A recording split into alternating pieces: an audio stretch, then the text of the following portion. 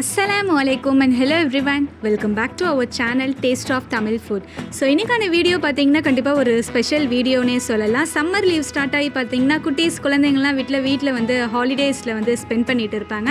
And அவங்களுக்கு பார்த்தீங்கன்னா evening டைமில் வந்து என்னடா ஸ்நாக்ஸ் செஞ்சு கொடுக்கறதுன்னு சொல்லிட்டு நம்ம ரொம்ப யோசிச்சுட்டு இருப்போம். ஸோ அவங்களுக்காண்டி தான் பார்த்தீங்கன்னா இந்த ஒரு வீடியோ. ஈவினிங் ஸ்நாக்ஸ் ரெசிபியாக டிஃப்ரெண்ட் வெரைட்டியில் வந்து குயிக்காக எப்படி செய்கிறதுன்னு சொல்லிட்டு தான் இந்த வீடியோவில் நான் வந்து ஷேர் பண்ண போகிறேன். டோட்டலாக ஒரு 5 ரெசிபி வந்து ஒரே வீடியோவில் வந்து ஷேர் பண்ணுறேன். ஸோ ஃபஸ்ட்டு ரெசிபியாக பார்த்தீங்கன்னா ஒரு ட்ரெண்டிங் ரெசிபியோடவே ஸ்டார்ட் பண்ணுறேன். இப்போ வந்து இந்த எக் ஆனியன் பக்கோடா வந்து ரொம்ப ஃபேமஸ் ட்ரெண்டிங்காக போயிட்டு இருக்கிற ஒரு ஸ்நாக்ஸ் ரெசிபி தான். ஸோ இந்த ரெசிபி செய்கிறதுக்காக 3 எக்கை பார்த்தீங்கன்னா நல்லா பாயில் பண்ணி எடுத்துருக்கிறேன். ஸோ பாயில்டு எக்கை தான் பார்த்தீங்கன்னா 4 பீஸாக வந்து நான் கட் பண்ணி எடுத்துருக்கிறேன். ஸோ ஒரு எக்கை பார்த்தீங்கன்னா 4 நான் கட் பண்ணி எடுத்துருக்கிறேன். அண்ட் சைடில் பார்த்தீங்கன்னா ஒரு பவுலில் வந்து ஒரு 2 பெரிய வெங்காயம், ஒரு கேரட்டை வந்து தின்னாக ஸ்லைஸ் பண்ணி எடுத்துருக்கிறேன். அண்ட் இது கூட வந்து ஒரு 3 டேபிள் ஸ்பூன் அளவுக்கு வந்து கடலை மாவு சேர்த்துக்கிறேன். 2 டேபிள் ஸ்பூன் அளவுக்கு பார்த்தீங்கன்னா பஜ்ஜி மாவு மிக்ஸ் இருக்கு இல்லையா, அது ஒரு 2 டேபிள் ஸ்பூன் அளவுக்கு வந்து இது கூடயே சேர்த்துக்கிறேன். அண்ட் இதில் உப்பு மட்டும் ஒரு 1/2 டேபிள் ஸ்பூன் ஆட் பண்ணிக்கிட்டு கொஞ்சமாக மட்டும் தண்ணி விட்டு மாவை நல்லா நான் பசைஞ்சு எடுத்துக்கிறேன். ரொம்ப தண்ணி விட்டுற வேணாம். ஸோ நார்மலாக நம்ம இந்த வெங்காய பஜ்ஜிலாம் போட்டால் எப்படி அந்த மாவு பசைஞ்சு வச்சுப்போமோ அந்த பதத்துக்கு கரெக்டாக இருந்தால் போதும். ஸோ பாருங்கள், நம்ம சேர்த்த கடலை மாவு பஜ்ஜி மாவோட அந்த வெங்காயம் கேரட் எல்லாம் நல்லா பிளெண்டாகி இருக்குது. இந்த அளவுக்கு வந்து தண்ணி சேர்த்துட்டு மாவை நல்லா பசைஞ்சு வச்சுக்கிட்டா போதும். ஸோ இதுலேருந்து பார்த்தீங்கன்னா கொஞ்சம் கையில் பிடிக்கிற அளவுக்கு வந்து வெங்காயத்தை வந்து நான் கையில் இது போல் எடுத்துக்கிட்டு அதுக்கு உள்ள ஸ்டஃபிங்காக வந்து இந்த பாயில்டு எக்கை வந்து ஒரு பீஸை நான் வச்சிடுறேன். அண்ட் அகைன் இதுக்கு மேலே பார்த்தீங்கன்னா மேலே வந்து அந்த வெங்காயம் மிக்சரை வச்சு நான் மேலே க்ளோஸ் பண்ணி நான் மூடிடுறேன். ஸோ அவ்வளோதான், ஸ்டஃப்டு எக் ஆனியன் பக்கோடா வந்து ரெடி ஆகிடுச்சு. ஸோ கடாய் வந்து சைடில் வந்து ஹீட்டாகி ரெடியாக இருக்குது, அதில் சைடில் போட்டுடலாம்.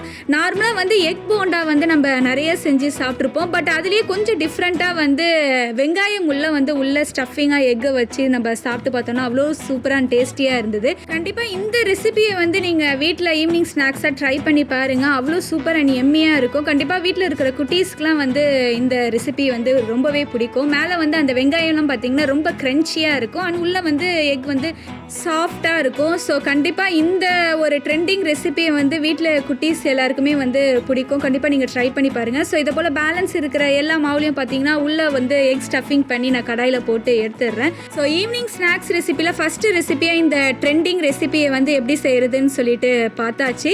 அண்ட் செகண்ட் ரெசிபியாக பார்த்தீங்கன்னா பீச் சைட்லலாம் பார்த்தீங்கன்னா பீச் சுண்டல்னு சொல்லிட்டு விற்பாங்க. கண்டிப்பாக எல்லோரும் சாப்பிட்ருப்பீங்கன்னு நினைக்கிறேன். அவ்வளோ டேஸ்டி அண்ட் சூப்பராக இருக்கும் மசாலாலாம் சேர்த்து. ஸோ அந்த பீச் சுண்டல் வந்து எப்படி செய்கிறதுன்னு பார்த்துடலாம். ஸோ அதுக்காக பச்சை பட்டாணியை பார்த்தீங்கன்னா ஓவர் நைட் நான் வந்து தண்ணியில் சோக் பண்ணி வச்சுருந்தேன். ஸோ அதை தான் இப்போ குக்கரில் சேர்த்து ஒரு டேபிள் ஸ்பூன் உப்பு மட்டும் நான் சேர்த்துட்டு குக்கரில் நான் வந்து வேக வச்சுக்கிறேன். ஒரு 5லேருந்து 6 விசில் வரட்டும். நல்லா அந்த பச்சை பட்டாணி வந்து மசிஞ்சு வரணும். ஸோ அது வரைக்கும் வந்து ஒரு 5 விசில் வரையும் நான் வந்து வெட்டி எடுத்துக்கிட்டேன். அண்ட் இப்போ குக்கரை வந்து ஓப்பன் பண்ணி பார்த்துடலாம். அண்ட் ஒன் டைம் வந்து இந்த பட்டாணி வெந்திருக்கான்னு சொல்லிட்டு செக் பண்ணி பார்த்துக்கோங்க. ஸோ எனக்கு வந்து இந்த பட்டாணி நல்லாவே வெந்திருந்தது. அண்ட் சைடில் பார்த்தீங்கன்னா கடாயில் வந்து ஒரு 3 டேபிள் ஸ்பூன் அளவுக்கு வந்து நல்லெண்ணெய் எடுத்துருக்கிறேன். நல்லெண்ணெயில் வந்து இந்த சுண்டல் செஞ்சால் அந்த ஃப்ளேவர் டேஸ்ட்டில் நல்லாயிருக்கும்னு சொல்லிட்டு. ஸோ ஏன்னா நல்லா ஹீட்டானதும் பார்த்தீங்கன்னா பொடியாக கட் பண்ணி வச்சுருக்கிற வெங்காயம் இருக்கு இல்லையா, அதை நான் வந்து ஒரு 3 வெங்காயம் போல் வந்து நான் கட் பண்ணி சேர்த்துக்கிறேன். அண்ட் இது கூடயே பார்த்தீங்கன்னா ஒரு பிஞ்ச் அளவுக்கு வந்து இஞ்சி பூண்டு விழுது வந்து நான் சேர்த்துக்கிட்டேன். ஸோ இதெல்லாம் நல்லா எண்ணெயில் வதங்கினதுக்கு அப்புறம் பார்த்தீங்கன்னா ஒரு தக்காளியை வந்து பொடுசாக நான் கட் பண்ணி வச்சுருந்தேன். அதையும் வந்து கடாயில் சேர்த்துட்டு எண்ணெயிலே நல்லா நான் வதக்கிக்கிறேன். ஸோ இதெல்லாம் வதக்கும் போதே பார்த்தீங்கன்னா நல்லெண்ணெயில் வதக்குறோம் இல்லையா, ஸோ அதனால் வாசல்லாம் பார்த்தீங்கன்னா அவ்வளோ சூப்பராக ஃப்ளேவர் வந்து நல்லா இருந்தது. இதுக்கப்புறம் பார்த்தீங்கன்னா குக்கரில் பட்டாணி வேக வச்ச தண்ணி இருக்கு இல்லையா, அதுலேருந்து 1/2 கப் மட்டும் நான் எடுத்து இந்த கடாயில் சேர்த்துக்கிறேன். ஸோ இதெல்லாம் சேர்த்ததுக்கு அப்புறம் பார்த்தீங்கன்னா ஒரு கொதி வந்ததுக்கு அப்புறம் வந்து மிளகாய் தூள் வந்து ஒரு 1/2 டேபிள் ஸ்பூன் மட்டும் இதில் சேர்த்துட்டு நல்லா மிக்ஸ் பண்ணி விட்டுக்கிறேன். அண்ட் காரம் நல்லா சாப்பிட்றவங்களா இருந்தீங்கன்னா வந்து எக்ஸ்ட்ரா மிளகாய் தூள் கூட நீங்கள் ஆட் பண்ணிக்கலாம். நாங்கள் காரம் அதிகமாக சாப்பிட மாட்டோங்கிறதுனால ஜஸ்ட் ஒரு 1/2 டேபிள் ஸ்பூன் அளவுக்கு மட்டும்தான் பார்த்தீங்கன்னா மிளகாய் தூள் சேர்த்துருக்கிறேன். அண்ட் இது கூடயே பார்த்தீங்கன்னா ஒரு 1/2 டேபிள் ஸ்பூன் வந்து சீரகத்தூள் அண்ட் மல்லித்தூள் பார்த்தீங்கன்னா ஒரு 1/2 டேபிள் ஸ்பூன் சேர்த்துக்கிட்டு உப்பு ஒரு 1/2 டேபிள் ஸ்பூன் சேர்த்துருக்கிறேன். ஆல்ரெடி அந்த பட்டாணி வேக வைக்கும் போதே பார்த்தீங்கன்னா நான் வந்து உப்பு ஆட் பண்ணியிருப்பேன். ஜஸ்ட் இந்த மசாலா காண்டி பார்த்தீங்கன்னா ஒரு 1/2 டேபிள் ஸ்பூன் மட்டும் உப்பு மட்டும் சேர்த்து நான் மிக்ஸ் பண்ணி விட்டுக்கிறேன். ஸோ அவ்வளோதான். இதுக்கப்புறம் டேரெக்டாக சைடில் சைடில் குக்கரில் வேக வச்ச பட்டாணியை வந்து நான் கடாயில் சேர்த்துட்டு மிக்ஸ் பண்ணி விட்டுடுறேன். ஸோ பார்க்கவே எவ்வளோ கலர்ஃபுல்லாக இருக்குதுன்னு பாருங்கள். அண்ட் இதுக்கு மேலே வந்து கட் பண்ணி வச்சுருக்கிற கொத்தமல்லி தழை, கொஞ்சம் கட் பண்ணி வச்சுருக்கிற அந்த வெங்காயம் இதழ்கள்லாம் போட்டு வச்சோன்னா பார்த்திங்கன்னா பார்க்கவே அந்த பீச் சைடில் வந்து சாப்பிடக்கூடிய அதே டேஸ்ட்டில் வந்து சுண்டல் வந்து வீட்டில் ரெடி பண்ணிடலாம். ஸோ குக்கரில் வேக வச்ச தண்ணி பார்த்திங்கன்னா நீங்கள் கீழே ஊற்றிடாதீங்க, அது அப்படியே வந்து நீங்கள் இந்த கடாயில் சேர்க்கும் போது சேர்த்துக்கோங்க. கொஞ்சம் அந்த பீச் சைடு சுண்டல்லாம் பார்த்திங்கன்னா ஜூஸியாக அந்த வாட்டர் கன்சிஸ்டன்சியோடு தான் இருக்கும். ஸோ அதனால தான் சொல்கிறேன், கொஞ்சம் ட்ரையாக இல்லாமல் கொஞ்சம் ஜூஸியாக இருக்கணும்னா அந்த வாட்டரோடையே சேர்த்து அப்படியே நீங்கள் சேர்த்துக்கோங்க. அண்ட் கடைசியாக இதை சர்வ் பண்ணுறதுக்கு முன்னாடி பார்த்திங்கன்னா கட் பண்ணி வச்சுருக்கிற வெங்காயம், கேரட்லாம் மேலே தூவி கொடுத்திங்கன்னா பீச் சைடில் வந்து நம்ம எப்படி வந்து சுண்டல் வாங்குவோமோ அதே மாதிரியான சுண்டல் வந்து வீட்டில் வந்து தயாராகிடும்.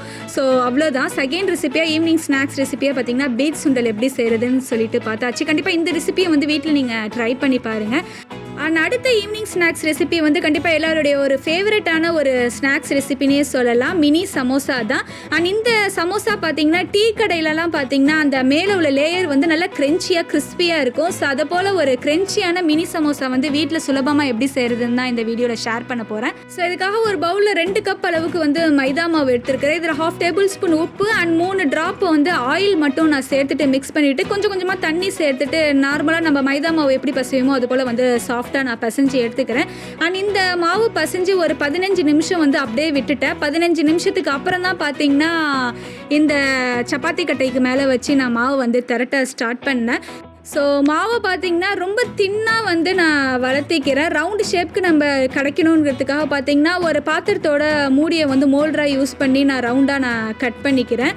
ஸோ பாருங்கள், ரவுண்ட் ஷேப்க்கு நான் கட் பண்ணிக்கிறேன். ஸோ இதே போல் பேலன்ஸ் இருக்கிற எல்லா மாவுலையும் பார்த்திங்கன்னா ரவுண்ட் ஷேப்பாக நான் வந்து கட் பண்ணி வச்சுருக்கிறேன். அண்ட் சைடில் பார்த்திங்கன்னா தவா ஹீட் ஆகி ரெடியாக இருக்குது. ஸோ ரெடி பண்ண இந்த மாவை பார்த்திங்கன்னா ஒரு 2 நிமிஷம் மட்டும் போட்டு மாற்றி போட்டு நான் எடுத்துக்கிறேன்.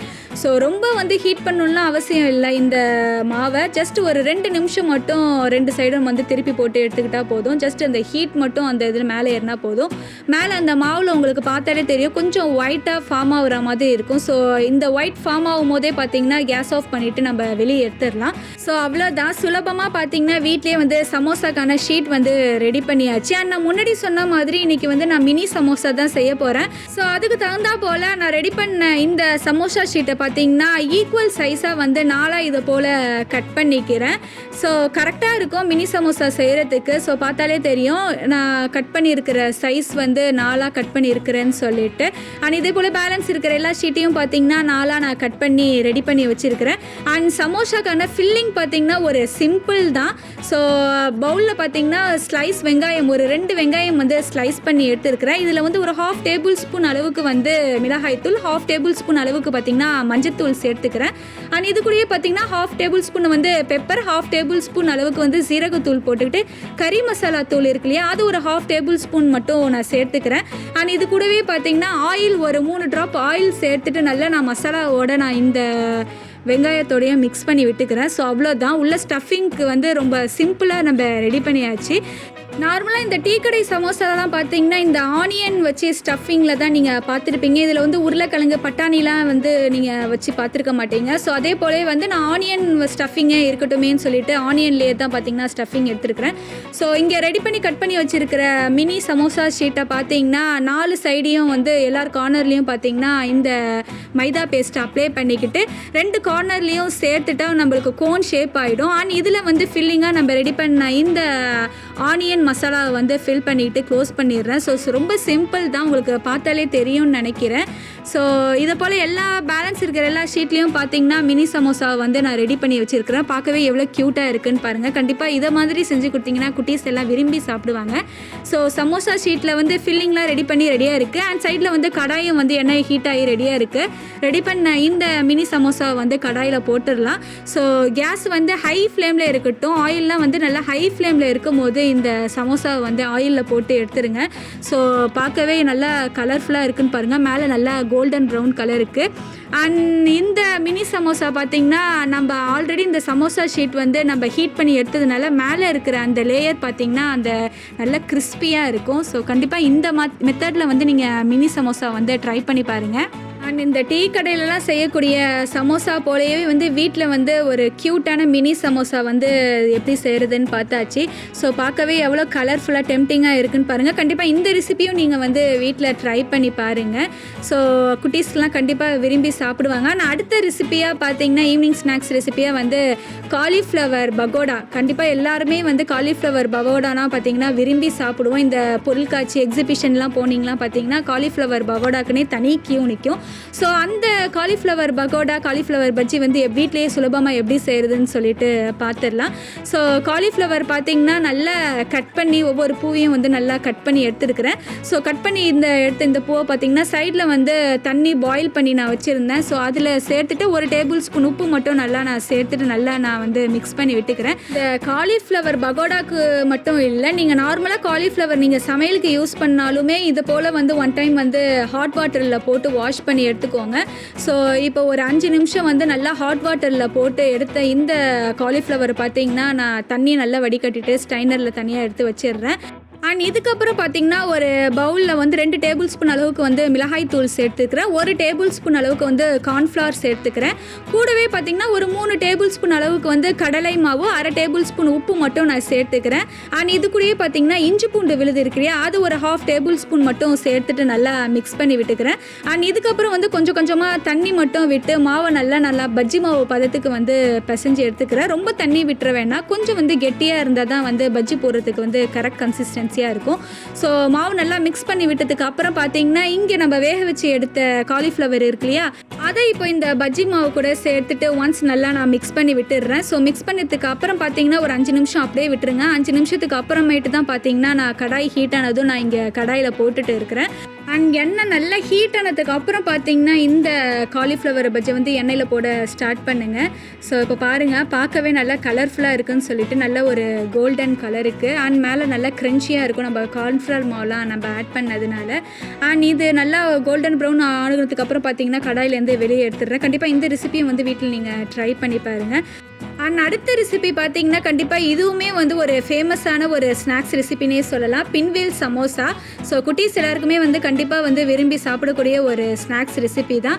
ஸோ இது செய்கிறதுக்காக பார்த்தீங்கன்னா ஒரு 2 கப் அளவுக்கு வந்து கோதுமை மாவு எடுத்துருக்கிறேன். நார்மலாக இந்த பின்வீல் சமோசா வந்து மைதா மாவுலேயும் செய்வாங்க, பட் நான் வந்து கோதுமை மாவில் வந்து செய்யலான்னு சொல்லிட்டு ட்ரை பண்ணலான்னு சொல்லிட்டு செய்கிறேன். ஸோ இங்கே 2 கப் கோதுமை மாவில் பார்த்தீங்கன்னா 1/2 டேபிள் ஸ்பூன் அளவுக்கு வந்து உப்பு சேர்த்துருக்கிறேன். ஆனால் 1/2 டேபிள் ஸ்பூன் பார்த்தீங்கன்னா பட்டர் மட்டும் இதில் சேர்த்துட்டு மிக்ஸ் பண்ணி விட்டுக்கிறேன். அண்ட் அடுத்து பார்த்தீங்கன்னா கொஞ்சமாக தண்ணி சேர்த்துட்டு நார்மலாக நம்ம கோதுமை மாவுலாம் எப்படி பிசையுமோ அது போல் வந்து சாஃப்டாக பிசைஞ்சு எடுத்துக்கிறேன். அண்ட் இதை பார்த்தீங்கன்னா ஒரு 10 நிமிஷம் வந்து அப்படியே விட்டுட்டேன். 10 நிமிஷத்துக்கு அப்புறம் தான் பார்த்தீங்கன்னா இங்கே சப்பாத்தி கட்டைக்கு மேலே எடுத்து நான் திரட்ட ஸ்டார்ட் பண்ணுறேன். இந்த கோதுமை மாவை பார்த்தீங்கன்னா நல்லா தின்னாக இருக்கிற மாதிரி மாவை ரவுண்ட் ஷேப்க்கு வளர்த்திக்கிறேன். ஆனால் இதுக்கு மேலே பார்த்தீங்கன்னா சைடில் பவுலில் வந்து உருளைக்கிழங்கு மசாலா ரெடி பண்ணி வச்சுருந்தேன். அண்ட் இந்த உருளைக்கிழங்கு மசாலா பார்த்தீங்கன்னா வேக வச்ச உருளைக்கிழங்கு வந்து மிளகாய்த்தூள், மஞ்சத்தூள், உப்பு மட்டும் சேர்த்து நல்லா மசிச்சு வச்சிருக்கிறேன். ஸோ அந்த உருளைக்கிழங்கு மசாலா தான் பார்த்தீங்கன்னா இப்போ இந்த கோதுமை மாவுக்கு மேலே வந்து எல்லா பக்கமும் ஸ்ப்ரெட் ஆகுற மாதிரி நான் வந்து இது போல் வந்து ஸ்ப்ரெட் பண்ணி விட்டுக்கிறேன். ஸோ அவ்வளோதான், ஒரு சிம்பிளான ரெசிபி தான் இதுவுமே. அண்ட் இதை பார்த்தீங்கன்னா ரவுண்ட் ஷேப்க்கு வந்து ரோல் போல் நான் இது போல் கையில் ஜஸ்ட் 2 ட்ராப் ஆயில் மட்டும் அப்ளை பண்ணிவிட்டு நான் ரோல் பண்ணிக்கிறேன். ஸோ பார்த்தாலே உங்களுக்கு தெரியும் ஒரு ரவுண்ட் ஷேப்க்கு வந்து ரோல் பண்ணி எடுத்துருக்கிறேன்னு சொல்லிட்டு. அண்ட் இதுக்கப்புறம் பார்த்தீங்கன்னா கத்தி யூஸ் பண்ணி நான் வந்து சின்ன சின்ன பீசஸாக ரவுண்ட் பீசஸாக வந்து நான் வந்து கட் பண்ணிக்கிறேன். கத்தியில் உங்களுக்கு அந்த மாவு ஒட்டுறா போல் இருந்துச்சுன்னா அந்த கத்தியில் மட்டும் ஒரு 2 ட்ராப் ஆயில் மட்டும் நீங்கள் அப்ளை பண்ணிவிட்டு நீங்கள் கட் பண்ணிக்கோங்க. பாருங்கள், இப்போ உங்களுக்கு பார்த்தாலே தெரியும் பின்வீல் சமோசாக்கான மாவு ரெடி ஆகிடுச்சின்னு சொல்லிட்டு. அண்ட் இதை வந்து இப்படியே கூட நம்ம வந்து ஹீட் பண்ணி தவாவில் போட்டு ஹீட் பண்ணி எடுத்துடலாம். பட் நான் வந்து கொஞ்சமாக ப்ரெஸ் கொடுத்து இதை நான் நல்லா சப்பையை ஆக்கிக்கிறேன், கொஞ்சம் ஃப்ளாட்டாக இருந்தால் நல்லாயிருக்குமேன்னு சொல்லிட்டு. ஸோ ரவுண்ட் ஷேப்க்கு வந்து உள்ளே வந்து ஃப்ளவர் மாதிரி இருக்குதுன்னு சொல்லிட்டு. ஸோ இதுதான் வந்து அந்த பின்வீல் சமோசாக்கான ஒரு ப்ரொசீஜர். ஸோ இந்த மாதிரி ஒரு பின்வீல் சமோசா வந்து கண்டிப்பாக வீட்டில் இருக்கிற குட்டீஸ் குழந்தைங்களுக்குலாம் வந்து ட்ரை பண்ணி பாருங்கள். சைடில் வந்து கடாய் ஹீட் ஆனதோ இதை வந்து கடாயில் போட்டு நான் ஃப்ரை பண்ணி எடுத்துடுறேன். ஸோ சாப்பிடும் போது அவ்வளோ க்ரன்ச்சி அண்ட் சாஃப்டாக இருக்கும். கண்டிப்பாக இந்த ரெசிபியை வந்து ஒரு ஹிட் ரெசிபினே சொல்லலாம். அண்ட் இன்றைக்கி ஈவினிங் ஸ்நாக்ஸ் ரெசிபியாக நான் செஞ்ச இந்த 5 ஸ்நாக்ஸ் ரெசிபியும் கண்டிப்பாக உங்களுக்கு பிடிச்சிருக்கும்னு நினைக்கிறேன். இந்த ரெசிபி எல்லாத்தையுமே பார்த்தீங்கன்னா கண்டிப்பாக நீங்கள் உங்கள் வீட்டில் ட்ரை பண்ணி பாருங்கள். அண்ட் இந்த வீடியோவை உங்கள் ஃப்ரெண்ட்ஸ் அண்ட் ஃபேமிலிக்கும் ஷேர் பண்ணுங்கள். கண்டிப்பாக அவங்களுக்கும் ஒரு யூஸ்ஃபுல்லான வீடியோவாக தான் இருக்கும். ஸோ இதை போல் இன்ட்ரெஸ்டிங்கான நிறைய ரெசிபி அண்ட் vlogsோட உங்களை அடுத்த வீடியோவில் வந்து சந்திக்கிறேன். தேங்க்யூ.